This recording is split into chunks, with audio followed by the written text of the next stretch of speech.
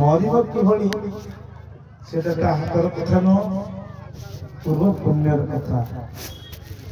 ଜାତସ୍ୟ ହି ଧ୍ରୁବମୂର୍ତ୍ତି, ଜନ୍ମ ହେଲେ ମରଣ। ଯେତେବେଳେ ମା ଗର୍ଭକୁ ଯିବା ଆସେ ସେ ସମୟରେ ବିଧାତା କେତେଟା ଆୟୁଷ ଗଣିକି ଲେଖି ଦେଇଥାନ୍ତି। ଏତକି ଆୟୁଷ ଗଣି ଗଣି ଦେଇଛି, ତାପରେ ଇଏ ସ୍ୱା ହେଇଯିବ। ଏ ଶରୀରକୁ ତ୍ୟାଗ କରିକି ଯଦି ସୁକର୍ମ କଲା, ଭଲ ଜନ୍ମ ଗ୍ରହଣ କଲା, କୁକର୍ମ କଲା, ମନ୍ଦ ଜନ୍ମ ଗ୍ରହଣ କଲା, ତେଣୁକରି କିଏ କିଛି କାହାର ଉପରେ। ଜଣେ ମତେ କହିଲା, ବାବା ଠାକୁର ମୋ ପରିବାରଟାକୁ ନାଶ କରିଦେଲେ। ମୁଁ ତାକୁ ଉତ୍ତର ଦେଲି, ତାହେଲେ ତୁ ଠାକୁରଙ୍କୁ ଛାଡ଼ିଦେ, କାହିଁକି ନିୟମ ପୂଜା କରୁଛୁ? ନା ଛାଡ଼ି ପାରୁନୁ। ଆଉ ଛାଡ଼ି ପାରୁନୁ, ନାଶ କରିଦେଲେ ପୂଜା ଘରେ କାହିଁକି? ବୋଲି ମୂର୍ଖତା ବୁଦ୍ଧି ଧାରଣା କରନା। ଭଗବାନ କେବେ ମଧ୍ୟ କାହାର ମଙ୍ଗଳ ଚାହିଁ ନାହାନ୍ତି, ଆଗକୁ ଚାହିଁବେ ନାହିଁ, କି କେବେ ମଧ୍ୟ ମଙ୍ଗଳମୟ ବୋଲି କୁହାଯାଇଛି ଶାସ୍ତ୍ରରେ। ଈଶ୍ୱର ଯାହା କରନ୍ତି ପ୍ରାଣୀର ମଙ୍ଗଳ ସକାଶେ। ଆପଣମାନେ ଶୁଣିଥିବେ, ଗୋଟିଏ ଉଦାହରଣ ଦେଲେ ଆପଣ ବୁଝିବେ ଯେ ରାଜା ଏବଂ ମନ୍ତ୍ରୀ ଉଭୟ ଥିଲେ। ଆମେ ବେଳେ ଭାବେ ଯେ ଏଇଟା ନ ହେଇଛି ଭଲ ହେଇଛି, ବେଳେବେଳେ ଭାବେ ଏଇଟା ହେଇଥିଲେ ଭଲ ହୁଅନ୍ତା, ଏମିତି କାହିଁକି ହେଲା, ଏଇଟା ଠାକୁର କଲେ। ଠାକୁର ଯେତେବେଳେ ମଙ୍ଗଳ କରିବାକୁ ଯାଆନ୍ତି ସେ ମଙ୍ଗଳ ହିଁ କରନ୍ତି। ଏଇ ଉଦାହରଣ ଆପଣ ବୁଝିବେ। ରାଜା ଏବଂ ମନ୍ତ୍ରୀ ଦରବାର ଲାଗିଛି, କୌଣସି ଗୋଟେ କାରଣରୁ ରାଜା ଗୋଟିଏ ଆମ୍ବ କାଟୁ କାଟୁ ତାଙ୍କ ହାତଟି କଟିଗଲା। ହାତଟି ଯେତେବେଳେ କଟିଲା, ରାଜାଙ୍କୁ ଦେଖି ମନ୍ତ୍ରୀ ହସି କହିଲେ, ଈଶ୍ୱର ଯାହା କରନ୍ତି ପ୍ରାଣୀର ମଙ୍ଗଳ ପାଇଁ, ଆପଣଙ୍କର ଯାହା ଭଗବାନ କରିଛନ୍ତି ମଙ୍ଗଳ ହେଇଛି। ରାଜା ଗୋଜା ମୁଣ୍ଡରେ ଯାହା ବୁଦ୍ଧି ତା ଭିତରକୁ ଆସିଲା, କହିଲେ, ଆରେ ମୋର ମନ୍ତ୍ରୀ ତୁ ମତେ ଭଳିଆ କଥା କହିଲୁ? ରାଜା ବିନା ବିଚାରରେ ତାକୁ କହିଲେ, ଆପଣ ଜେଲରୁ ଯାଆନ୍ତୁ। କାରାଗାରକୁ ନେଇଗଲେ, ଜେଲ ଭିତରେ ଭରିଦେଲେ। ରାଜା ଶିକାର କରିବା ପାଇଁ ଜଙ୍ଗଲକୁ ଗଲେ। ଯେତେବେଳେ ଜଙ୍ଗଲକୁ ଗଲେ, ମନ୍ତ୍ରୀ ପାଖରେ ନାହାନ୍ତି। ଯେତେବେଳେ ଜଙ୍ଗଲକୁ ଯାଇଛନ୍ତି, ଏ ସମୟରେ ସନ୍ଧ୍ୟା ହେଇଗଲା, ରାତି ହେଇଗଲା, ରାଜା ଆସିପାରିଲେନି। ସେଠି କିଛି ଶବର ଲୋକ, ଭିଲ ଲୋକ ସେଠି କଣ କଲେ, ତାଙ୍କର ଗୋଟେ ଦେବୀ ପୂଜା କରିବା ଉଦ୍ଦେଶ୍ୟରେ ନିଖୁଣ ଲୋକଟିଏ ଖୋଜୁଥିଲେ, ଯାହାର କି ଟିକେ ବି ଖୁଣ ହେଇନଥିଲା। ଖୁଣ ହେଇଥିଲେ ସେ ପୂଜା ହବନି। ତେଣୁ ଦେଖିଲେ କେହି ମିଳିଲେ ନାହିଁ। କିଛି ବାଟ ଗଲା ପରେ କଣ ହେଇଛି ନା, ସେଇ ଜାଗାରେ ସୁନ୍ଦର ଚନ୍ଦନୀ, ମାନେ ଚାରିପଟେ ଗୋଟିଏ ବୃକ୍ଷ, ଚାରିପଟେ ଏମିତି ଚନ୍ଦନୀ ଭଳିଆ ହେଇଛି, ବିଶ୍ରାମ କରିଦେଇଛନ୍ତି ରାତିରେ। ଦେଖିଲେ ଯେ ଏଇଠି ଗୋଟେ ଲୋକ ଶୋଇଛି। ଯାଇ ଦେଖନ୍ତି, ଦେଖିଲା ରାଜା ଶୋଇଛନ୍ତି, ସୁନ୍ଦର ଚେହେରା। କହିଲେ ଏଇ ଲୋକଟା ନିପୁଣ ହେଇଥିବ, ଆକୁ ଧରି ଚାଲ ବଳିଦବା।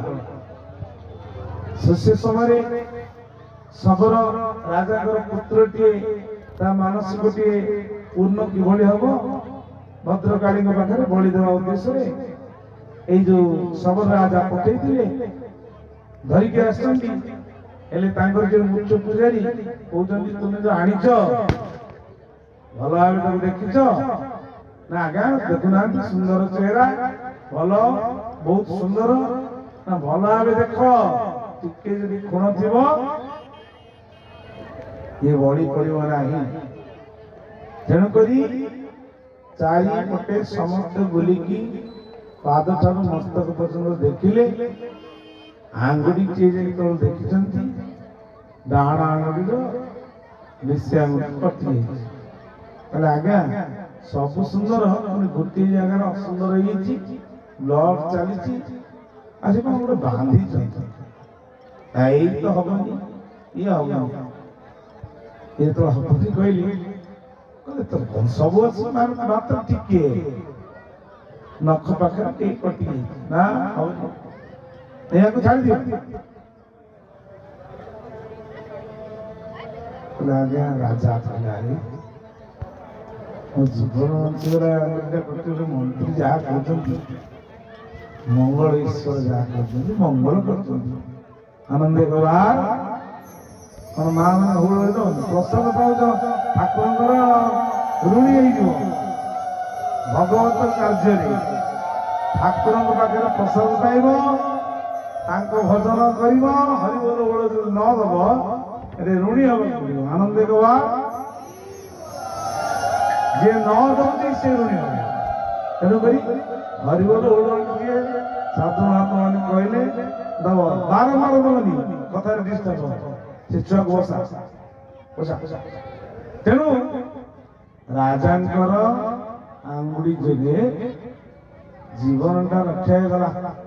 ରାଜା ଚାଲିଲେ, ଯେମିତି ସକାଳ ହେଲା, ହେ ଭଗବାନ ମୋ ମନ୍ତ୍ରୀ ଭଳିଆ କିଏ ହବ କହିକି ଦୌଡ଼ି ଯାଇକି ମନେ ମନେ ଭାବି ଯାଇଛନ୍ତି ଯେ ମନ୍ତ୍ରୀ ଗଲେ ଏଇଟା ଦେବି ସେଇଟା ଦେବି ସେଇଟା ଦେବି, ତା ଯୋଗୁଁ ମୋର ଜୀବନଟା ବଞ୍ଚିଲା। ନିକଟରେ ଆସି ପହଞ୍ଚିଲେ, ଡାକ ଛାଡ଼ିଲେ, କହିଲେ କୁଆଡ଼େ ଗଲା, ମନ୍ତ୍ରୀକୁ ଖୋଲି ଦିଅ। ମନ୍ତ୍ରୀକୁ ଖୋଲି ଦେଇ ଆସିଲେ, ମନ୍ତ୍ରୀ କହିଲେ ମହାରାଜ ଆପଣଙ୍କ ଯୋଗୁଁ ମୁଁ ବଞ୍ଚିଗଲି। ଆନନ୍ଦ ଗବାର କାହିଁକି ନା କଣ ତମେ ବଞ୍ଚିଗଲା ନା ଆଜ୍ଞା ମୋର ଦେହରେ ଗୋଟିଏ ବି ମାଡ଼ ହେଇନି, କିଛି ହେଇନି। ମୁଁ ଯଦି ସବୁଦିନ ଆପଣଙ୍କ ସ୍ୱୀକାର କରିବାକୁ ଯାଉଥିଲି ନା, ଆପଣ ଯୁଆଡେ ଯାଇଥିଲେ ମତେ ଆଜି କାରାଗାର ଭିତରେ ରଖିଦେଲେ, ନହେଲେ ମୁଁ ଆପଣଙ୍କ ସହିତ ଯାଇଥାନ୍ତି, ଆପଣଙ୍କୁ ତ ଛାଡି ଦେଇଥାନ୍ତି, ମତେ ବଳି ପକେଇ ଦେଇଥାନ୍ତି। ତେଣୁ ଈଶ୍ୱର ଯାହା କରନ୍ତି ପ୍ରାଣୀର ମଙ୍ଗଳ ପାଇଁ। ତେଣୁକରି ଆମେ ଭାବିବା କାହିଁକି ମୋର ପୁଅଟିଏ ହେଲେ ଝିଅଟିଏ ହେଲେ ମଙ୍ଗଳ ହୋଇଥାନ୍ତା, ମୁଁ ଏହା କରନ୍ତି ସେୟା କରନ୍ତି। ସଂସାର କ୍ଷେତ୍ର ଭିତରେ ମା ମାନଙ୍କର ବାବା ମାନଙ୍କର ବହୁତ ଇଚ୍ଛା ସନ୍ତାନଟି ହେଲେ ଖୁସିରେ ରହନ୍ତି। ଖୁସି ଯୋଗେ ଖୁସିଟା ଯେ କେତେ ଯେତିକି ଖୁସି ସେତିକି ମଧ୍ୟ ଦୁଃଖ। ତେଣୁକରି କଣ ପାଇଁ ନା ବାପା ମା ମାନେ ଯୋଉ ଶିବ ମନ୍ଦିରକୁ ଯିବେ, ବିଷ୍ଣୁ ମନ୍ଦିରକୁ ଯିବେ, ଦେବାଦେବ ମନ୍ଦିରକୁ ଯିବେ, କିମ୍ବା ଯେକୌଣସି ମନ୍ଦିରକୁ ଯିବେ, କଣ ନିଅନ୍ତି ମାର ଆଶା ଆକାଂକ୍ଷା ବହୁତ। ଆଉ ତେଣୁ ମାତୃ ହୃଦୟ କାହିଁକି ସବୁଦିନ ସ୍ୱତନ୍ତ୍ର। ମୁଁ ଏବେ ଦିନ ତଳେ 2 ଦିନ ପୂର୍ବରୁ ଥିଲି ଗୋଟିଏ ଘରେ, ତା ପୁଅକୁ ମା ବହୁତ ବିଗୁଡୁଛି, କୁଆଡେ ଗଲେ ମଧ୍ୟ ବିଗୁଡୁଛି, କାହିଁକି କଲେ ଅମୁକ ହେଲା ସମୁକ ହେଲା ସମୁକ ହେଲା। କିନ୍ତୁ ମତେ କହିଲେ ବାବା କାହିଁକି ବିଗୁଡୁଛି, ମୁଁ କହିଲି କିଛି କମ ଦୋଷ ନ କଲେ, ଦୋଷ ନ କଲେ ମଧ୍ୟ ମାତାଙ୍କ ଗାଳି, ଭଗବାନଙ୍କର ଗାଳି, ସାଧୁ ମହାତ୍ମାଙ୍କର ଗାଳି ଏ ସବୁ ଉଦ୍ଧାର କରିଦେବ। ସେମାନେ ରାଗନ୍ତି, ତମ ବଂଶ ତମ ଧନ ସମ୍ପତ୍ତି ନେଇଯାଉଛନ୍ତି ନା, ଜମି ଭାଗ ଅଛି, ଭାଇ ଭାଗ ଅଛି, ତମକୁ ଚିଡୁଛନ୍ତି ନା।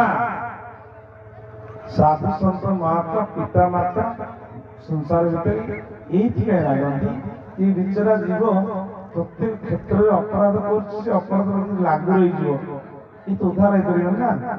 ଆଚ୍ଛା ଆପଣମାନଙ୍କ ଘରେ ଯଦି ବାଲିକାୟ ଥିବ, ଯେତେ ପ୍ରକାର ଜଙ୍ଗ ଲାଗିଥିବ, ଯଦି ନ ଛାଡୁଛି ତ କଣ କହିବ, ସାବୁନରେ ଛାଡୁନି, ସର୍ଫରେ ଛାଡୁନି, ଏମିତି ଦାଗ ଲାଗିଯାଇଛି, ସର୍ଫରେ ବାଲିକାୟ ଦରକାର।